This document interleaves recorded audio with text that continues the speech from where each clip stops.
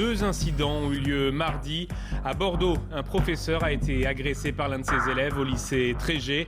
À Busserolles, près de Poitiers, c'est la mère d'un collégien qui s'en est pris à une des enseignantes. Retour d'abord sur ce qui s'est passé à Bordeaux avec le proviseur de l'établissement. Le professeur a souhaité recentrer le débat d'un cours d'histoire, géographie, éducation civique avec l'élève.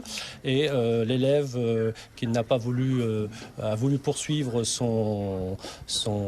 demande au professeur. Et le professeur a demandé à l'élève d'arrêter et en lui disant que s'il continuait, son père serait prévenu. Et donc c'est ce qui a mis l'élève un petit peu en colère. Le jeune garçon de 18 ans d'origine marocaine a été interpellé.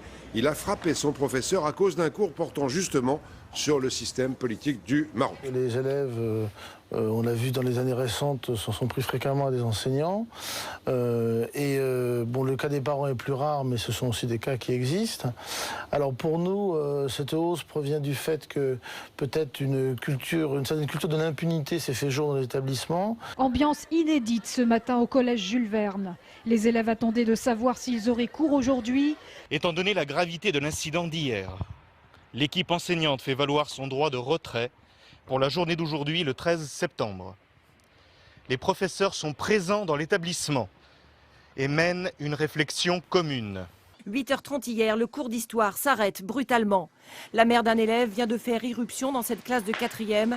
Une mère violente qui s'en prend à l'enseignante. Maintenant, avec le recul, je pense qu'elle était venue exprès pour me taper et non pas simplement dans un désir d'explication. Elle m'a attrapé les cheveux, elle m'a attrapé les lunettes et puis instinctivement j'ai repoussé. Et puis là, elle m'a balancé une grande baffe, quoi. Et puis j'ai essayé de mettre de la distance entre elle et moi, évidemment. Et puis elle m'a balancé un coup de pied qui m'a vraiment plié en deux, quoi. Dans le ventre, oui. J'en ai eu mal toute la nuit. En 35 ans d'enseignement, cette professeure d'histoire-géographie avait déjà été agressée verbalement par un élève, jamais physiquement. Mais la violence dont elle a été victime hier ne la surprend pas. Selon elle, le manque de respect à l'égard des enseignants s'amplifie. Ça m'a un petit peu choqué puisque le coup de pied quand même il était bien dans le ventre, elle lui a mis un coup de pied, donc ouais c'est un peu choquant de voir des adultes se frapper comme ça. De frapper la prof, elle n'a pas le droit, donc je pense que c'est intolérable.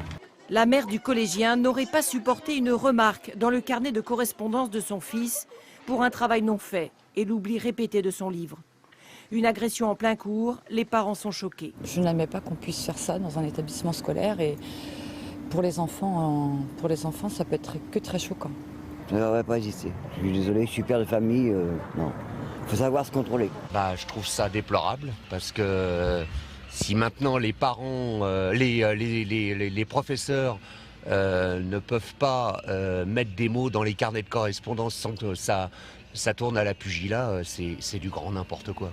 On sera d'une extrême fermeté parce que ces comportements sont totalement inadmissibles. Comment penser que des fonctionnaires de l'État, en l'occurrence des professeurs qui font leur travail, se trouvent physiquement agressés, que ce soit par des élèves ou des parents d'élèves. Et chaque fois qu'un professeur sera agressé, l'institution sera à ses côtés, non seulement avec l'assistance juridique, qui est naturelle, qui est automatique, mais nous serons, pour porter plainte aux côtés des professeurs, nous serons actés en justice à leur côté, car nous ne pouvons pas accepter, et je crois que tous les Français le comprennent, nous ne pouvons pas accepter cette dégénérescence des mœurs.